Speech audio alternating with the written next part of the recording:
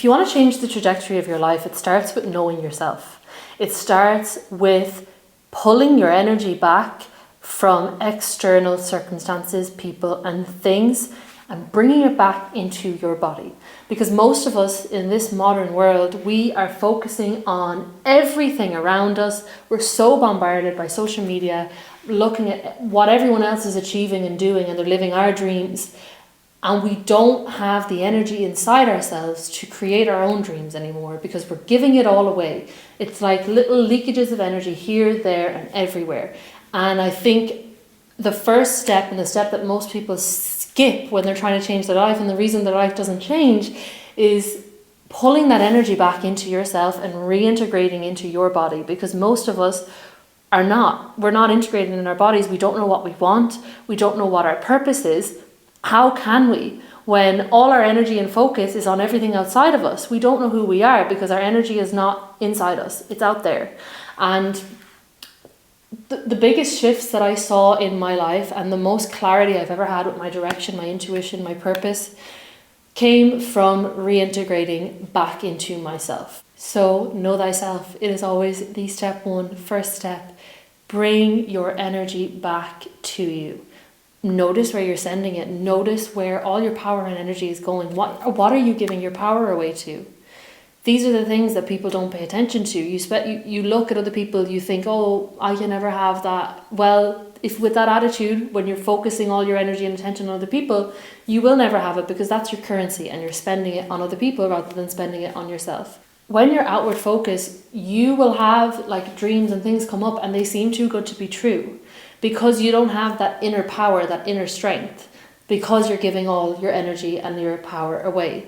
So there's a big, big difference, and this is a big, big shift that everyone needs to make if they really want to change the trajectory of their life. You have to go from outward focus to inward focus. That's how you bring your power back. That's how you create inner empowerment, where you feel like anything is possible for you.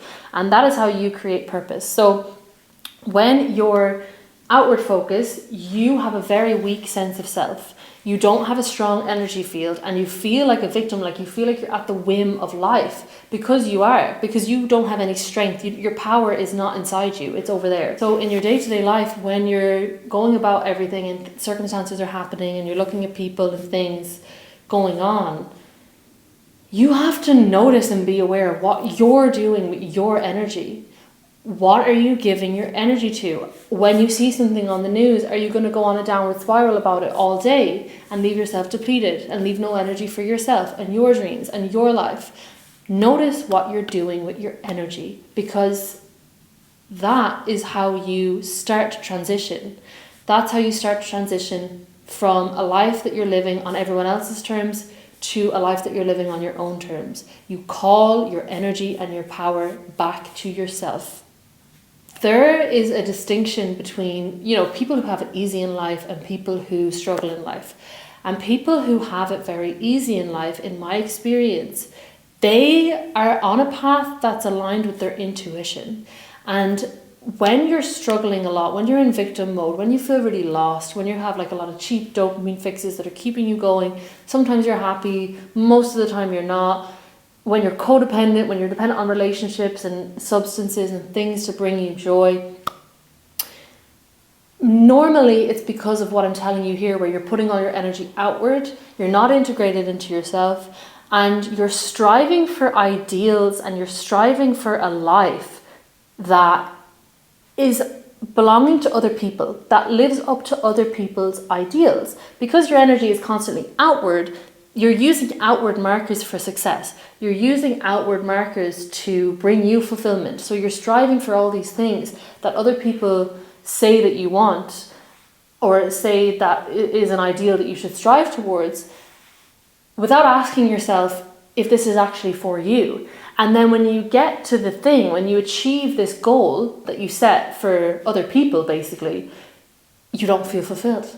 And that's why you feel so lost. And I did this for years, and looking back now, I can see what was happening, but society is really set up for us to act like this and to live like this, and it's really, really sad. So this is why we have to learn this, There is a huge difference between striving for an ideal that belongs to somebody else and striving for an ideal that is in line with you and your intuition. And most people can't hear their intuition because they're so outward focused all the time. When you reintegrate back into yourself, when you call your energy and power back to yourself, you'll actually feel it. Like it will actually feel strange because of how detached you've become from yourself. So when you reintegrate back in, you'll have a lot of emotions come up. You'll have a lot of things come up that you won't even believe are there because you've been so detached for so long. You know, people ask me, how do I connect to my intuition? How do I know what my intuition is? You start first by reconnecting with yourself and with your connection with God. Your energy and your relationship with the divine is the foundation for everything. It must come before everything. And it sets the foundation for your whole life. And if that is off, you're going to feel insecure, like just not secure. You're going to feel afraid. You're going to feel fear. You're going to not know who you are or what you want. You're going to people please. You're not going to have boundaries. You're going to just follow what everyone else expects you to do, and you're just going to live a life that will never, ever, ever fulfill you. And if you have like this yearning inside you, if you're living life and you're kind of thinking there has to be more to this, if you have random flashes of like visions of dreams that you could have, but you talk yourself out of them and say it's not realistic, then that is a sign that there is something greater meant for you, and that is a sign that you really need to reintegrate with yourself to figure out what that is. So when you see people who seem to just have life on easy mode, these are people that are tapped into their intuition. They have a strong sense of self, they have purpose, they know who they are, and they know what they want.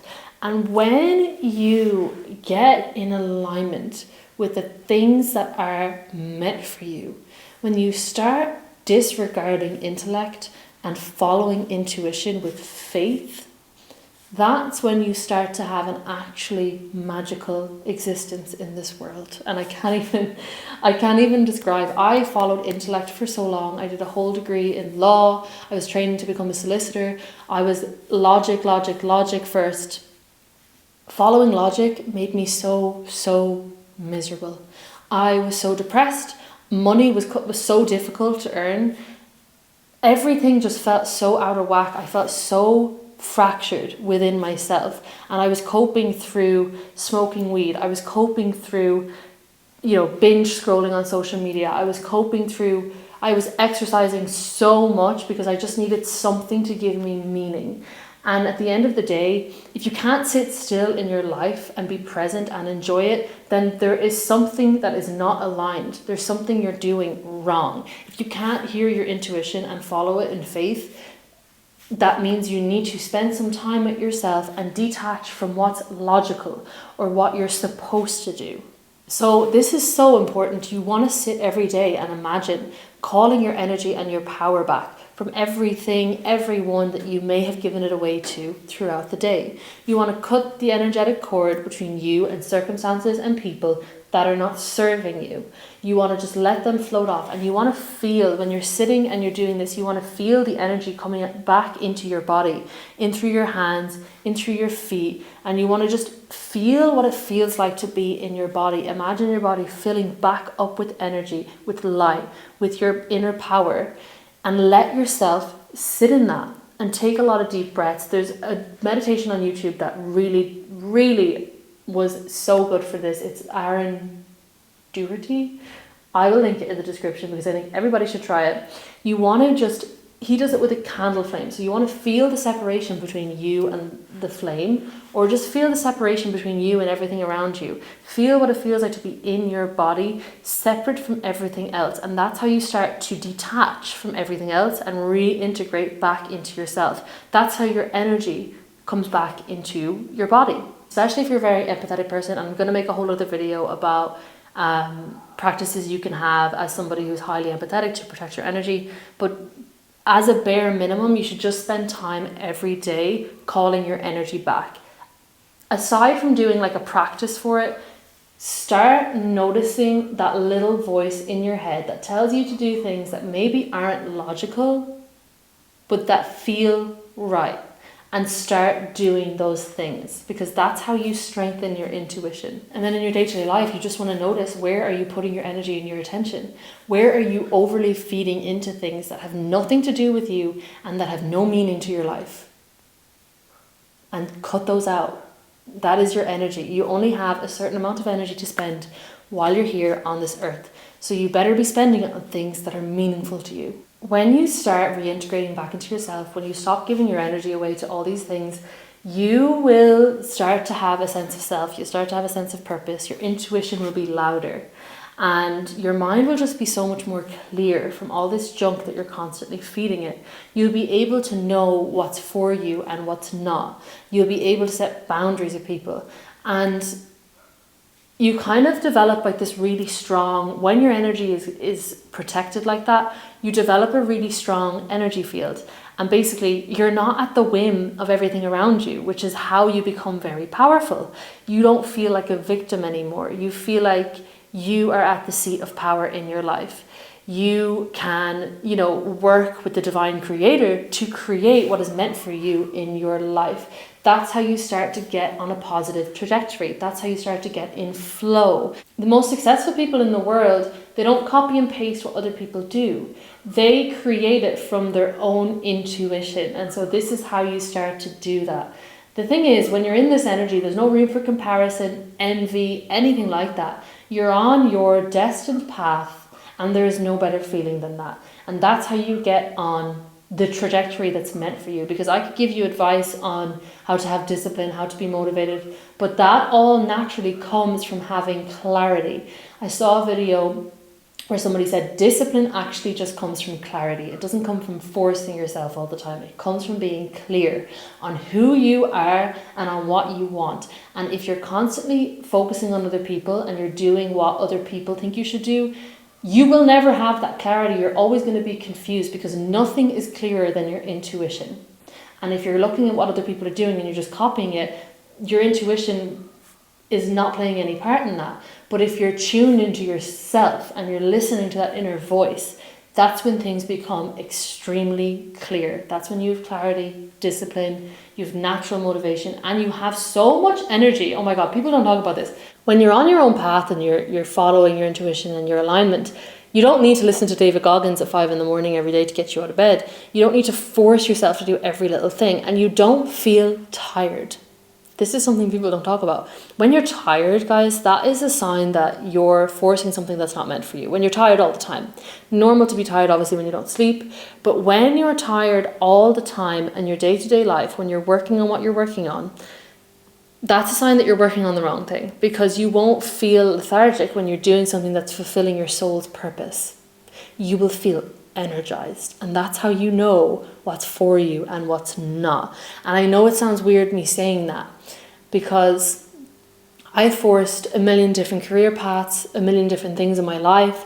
I just thought I always got tired. I just thought I never had energy. I just thought that that's how it was.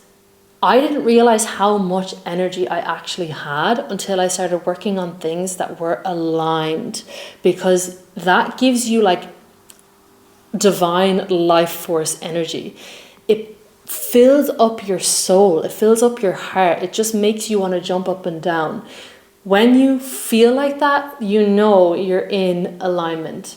And really, we should all be feeling like that. When you really get in flow and get on the path that's meant for you, you feel like that all the time. And it's such an incredible journey to move from swimming upstream in something that's not meant for you to being on your path and just feeling full of light, discipline, motivation, naturally, full of energy, naturally, because you're doing what's feeding you versus what's draining you. It's so crazy. When you do this, the more I go down the path of my alignment, the less I need quick dopamine fixes, the less I rely on bad habits. I don't feel the need to escape my life anymore.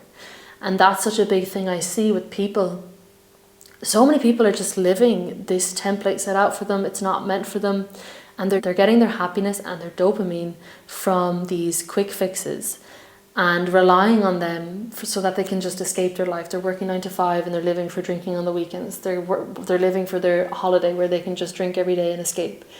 And the purpose of living in life, like, you're supposed to be enjoying every day. You're supposed to be waking up and doing something that means something to you.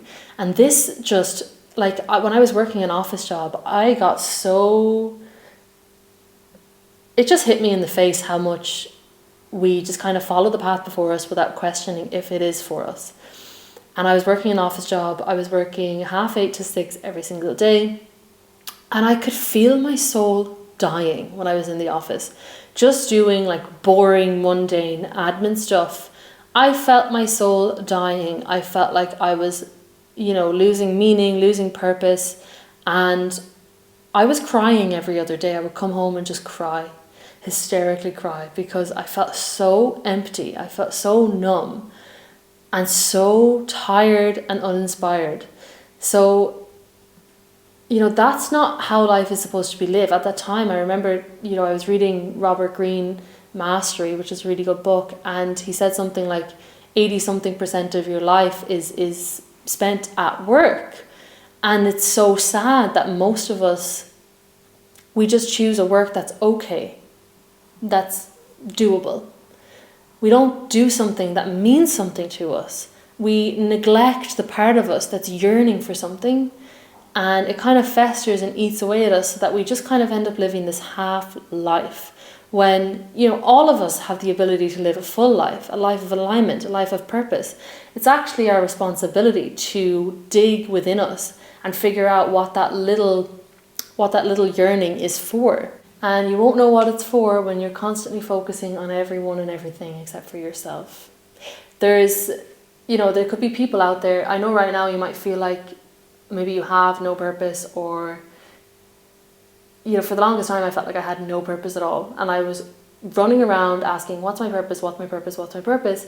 It wasn't until I reintegrated with myself and started just following my intuition, even though it didn't make sense, that my purpose slowly became clear. So it starts with you knowing yourself, following that inner voice despite it not making sense logically, and just trusting. Every single one of us, if you've ever had like visions of something and you just said it's too good to be true, it's not too good to be true. And when you start to integrate back into your energy, you'll realize that those dreams are put on your heart for a reason. There's a reason. If something keeps coming up as well, by the way, like again and again and again, God put that on your heart because it's meant for you, and your fear is just blocking you from getting it.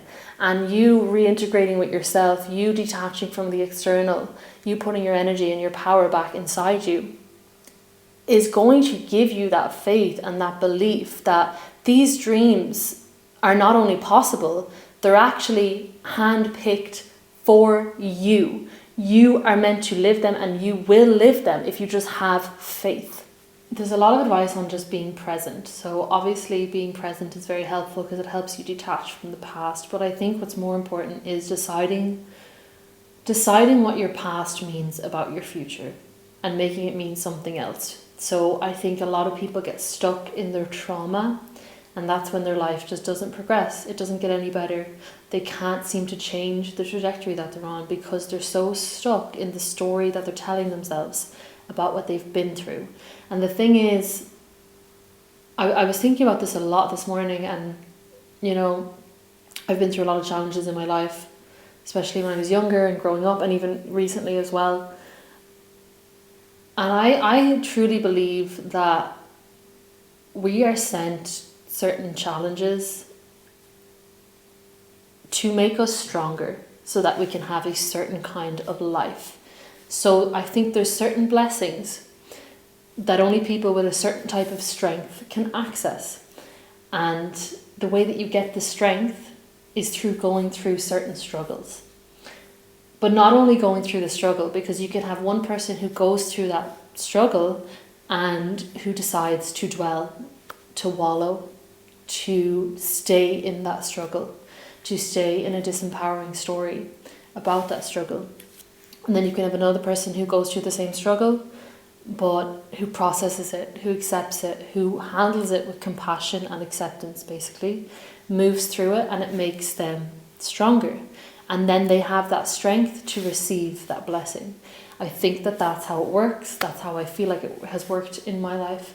And I always think back on everything that I've been through, and I wouldn't change a thing, even though some of it was so painful, because it's made me so incredibly strong. It's made me so incredibly compassionate. It's made me so incredibly empathetic.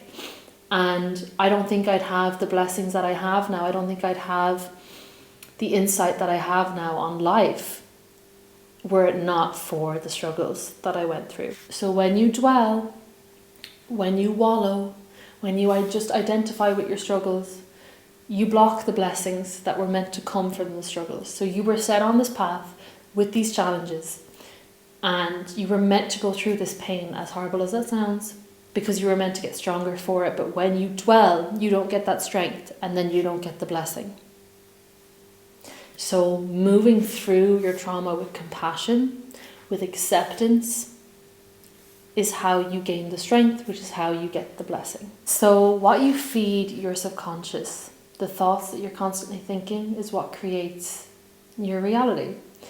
What you impress upon your subconscious repeatedly is what creates your life. So we're always thinking either of the past, the present, and the future.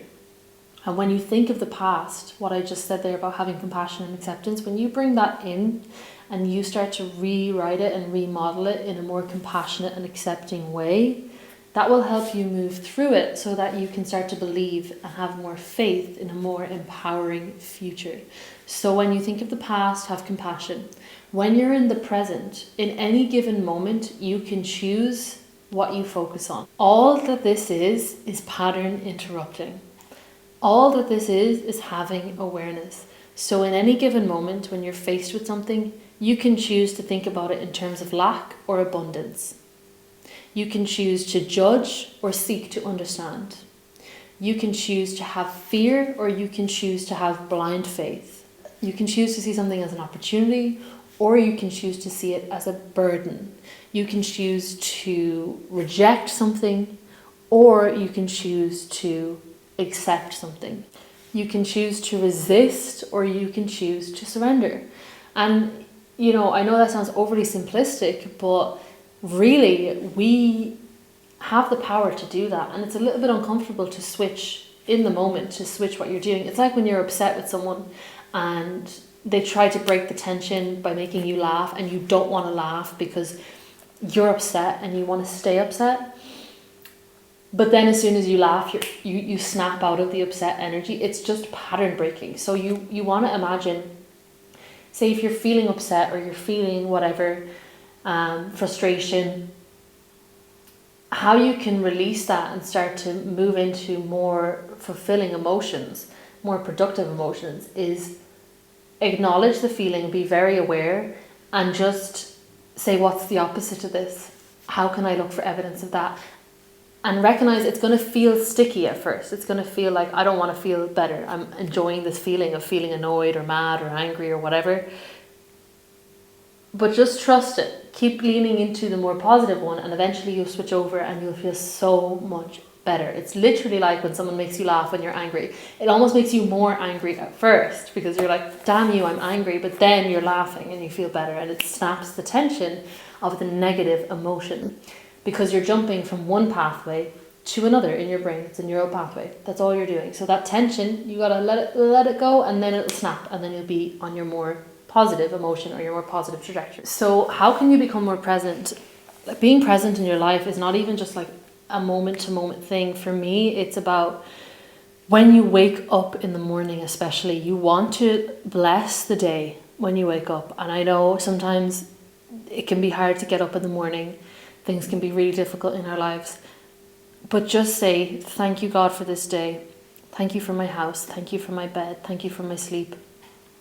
I love my house. I love my car. I love my health. I love my body. Say it. Just keep saying, today is a day for miracles. Today is such a blessed day because I open my eyes and I can see. I can breathe. I can speak. All of these things, I know it sounds very basic, but it gives you back your power in your day. It opens up the door to miracles, which is what you want in your life. Ask and you shall receive. You if you keep just asking for a mediocre life, you're going to get a mediocre life. So why don't you ask for a miracle to happen today? Why don't you open your eyes in the morning and say, this is a miracle that I'm here. This is amazing that I've opened my eyes and I'm getting another day. And miracles are going to happen today. Open the door for the good. Shut the door on everything you don't want and open the door for the good to come in. Every single day when you open your eyes, give thanks, pray, meditate, and open the door for the miracles. When your mind drifts to the future, a lot of times it can drift to worst case scenario, to worrying. And you want to just kind of affirm to yourself, well, why would I bother worrying when it's probably just not going to even happen? You have to start interrupting. So again, it's just interrupting your thought patterns and having extreme awareness. When your mind drifts to worst case scenario, you have to interrupt and say, I don't have to worry about that. That's not going to happen for me. Instead, this is what's going to happen. Ask and you shall receive. Put your intention on the thing that you desire most. Put your intention on the good. When you think of the future, you want to think of best case scenario rather than worst case scenario all the freaking time. Because if you keep focusing on worst case scenario, that's what you're going to get. If you focus on best case scenario, that's what you're going to get. How can you have faith in the best case scenario? So let's say you want to be making 20 grand a month, right? And you've only ever made 2 grand a month. Well, you're asking, how can I even believe in that when I don't know what it feels like? I have never seen that type of money before. How can I have faith in something that I've never seen before? I have no evidence that it's coming. How can I have faith? The way that you cultivate faith in something that you've never experienced before is by tapping into the energy of having a wish fulfilled in general. So instead of focusing on just money, you can zoom out in your life and focus on a time in your life when you asked for something and you eventually got it. You want to just get into the energy of wishes fulfilled. And that's how you start to have faith. So I think a lot of us, this goes back to having external focus.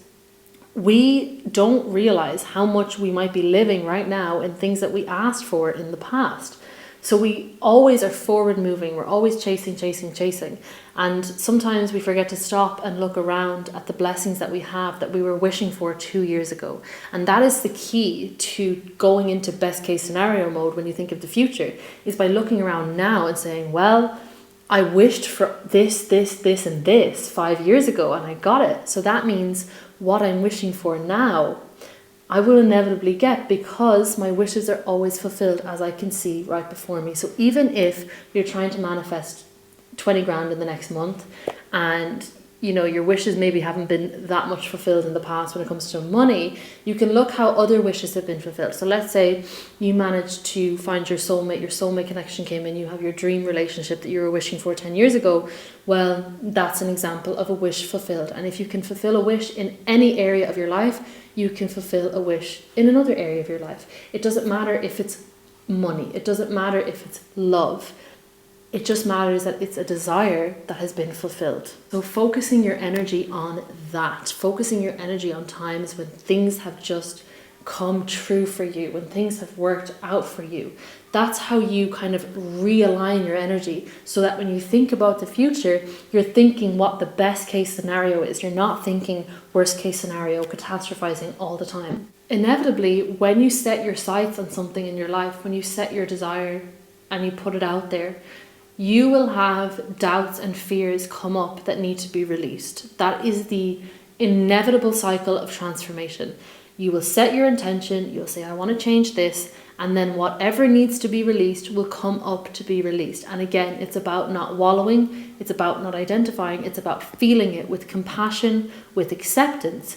And then anything that if you have something that, say you have a fear or a belief, you have a lack mindset around things, you can say, I surrender this to God, I surrender this to the universe, I give this up and I welcome the change with open arms.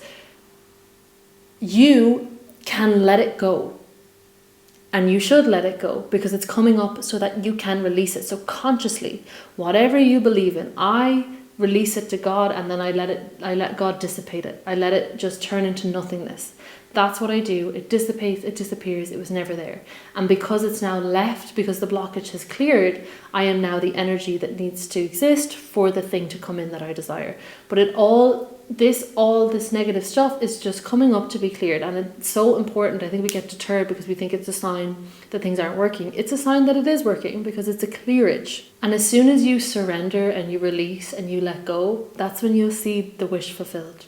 That's when you notice the shift in your life. A lot of pain and suffering comes from trying to just overly control everything. And some things are not for us to control. There are some things that we can change. There are some things that we can control. But there are a lot of things that we can't control. And all we're doing is wasting our precious energy trying to control them. Give them to God. They're not for you to control, and you're only weighing down yourself and your heart by trying to control and change things that you have no business controlling. Everything in this life is temporary. All that matters is your relationship with yourself and your relationship with Source. That's your priority, and everything else, just flow through it. Do not be overly attached to any one thing. Do not be trying to force outcomes all the time. Lead with faith. Let go of your fear and let go of control, because control is a fear-based action. It means you don't trust, and trust is how you get into flow. Trust is how you get on your divine path. Trust is how miracles happen in your life. And when you're controlling, you're not trusting. There'll be people in your life that come in and you'll want to change them because maybe at one point they were aligned with us, or we thought they might have a bigger purpose in our life than they did. And we get overly attached to things. And it's so silly because literally everything in life is temporary, but we get overly attached to things. And then it ends up, we hold on to them, we cling on to them, we try to change them so they can fit our lives or whatever it is. But really at the end of the day, you have to let things be, because if you hold on to things and you keep trying to change them, all it's going to do is create more pain for you. It's gonna make you move away from yourself. It's gonna make you move away from your relationship with yourself and what matters most. When you are overly investing your energy into controlling things and changing things that are not really meant for you. And also when you hold on to things that aren't meant for your life or aren't meant for you, or you try to force them to fit in. It's like trying to put a round peg in a square hole, and there's a perfectly good square peg sitting over here, and he's like, hey, I want to go in the square hole. Like, I'm a square peg. I can do that one for you. It's going to be so fun and easy. And you're there with your fucking round peg, and you're like trying to get it in the square hole, and you're struggling. It's hard because it is a round peg and it's not meant to go in that hole. And if you were to let go of the round peg, you could let the square peg come in, and then you just be like, boop. Oh my God, that was so easy. That was so aligned. That was so amazing, because it was what was meant to be. I was reading a book this morning, and there was this woman, and she was seeking some advice because she had met this man, and she really wanted him to be her husband. She was like, I really hope he's my husband. You know, I finally have found my husband. And she was holding on to him so tight, and he started exhibiting some behaviors that her ideal man or her soulmate would not, he just wouldn't have those. And she was kind of holding on and trying to explain his behaviors. She was trying to change him. She was trying to make it fit. And over time, she started losing herself a little bit. And when she got advice from this woman said, okay, this is what's going to happen. You have to let him be as he is. And if he is not the one, he will go and the right one will come in. But no matter what, it will be clear to you what the right one is. It won't become clear if you keep trying to force what's wrong. And so when she just detached and let this man be as he is, he showed that he was not the right one. But as soon as he left, the right one came in, and it was perfect and it was aligned. And the only reason he was able to come in is because she let go of the one that was not meant for her. So that's the power of surrendering. You don't force things anymore that are not meant for your life. And that's how you start to shift trajectory into a life that's aligned and fulfilled and meant for you. Okay, that's all for this video, guys. I hope this helped. Please remember, your true power, everything you need is already inside you. All you have to do is listen to your intuition and let go of the rest. I hope this video helped, and I'll see you in the next one.